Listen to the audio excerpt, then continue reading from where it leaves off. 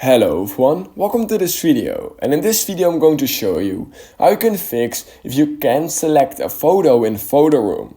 So most likely what you're trying to do is you're at the Create tab on PhotoRoom and you want to click on Start from Photo and you're trying to select a photo, but it just doesn't select that photo and it just doesn't create your project. Now there are actually two really easy ways in order to fix this. So the first one is just simply heading into settings just like this, and this will work on iPhone and Android. I'm just using an iPhone as example. So what you're going to do is scroll all the way down at settings till you find the PhotoRoom app, or you can use the search bar to get there as well. Then what you need to do is make sure you click on photos, and you need to make sure that photos has full access to your library.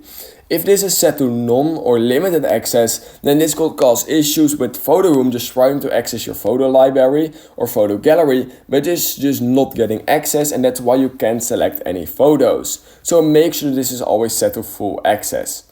Now if that is still not working, you have already enabled that and it's still not working, I will just recommend clearing the cache of your PhotoRoom app. This will most of the time fixes a lot of issues you have with your PhotoRoom app. So on iPhone, all you need to do is click on General, iPhone Storage, and then you want to just simply search till you find the PhotoRoom app. So it's going to be somewhere around here. On Android, literally all you need to do is go to your main settings page, search for PhotoRoom, and you will get to the same page we're at right now basically. However, on Android it will say clear cache, and on iPhone it will literally just say offload app.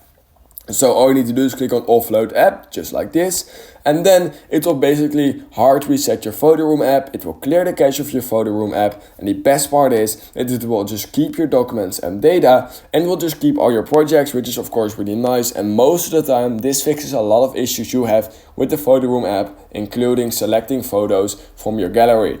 So if you learned something from this video, I would highly appreciate it if you could like this video, subscribe to my channel, and I hope I will see you in my next YouTube tutorial video.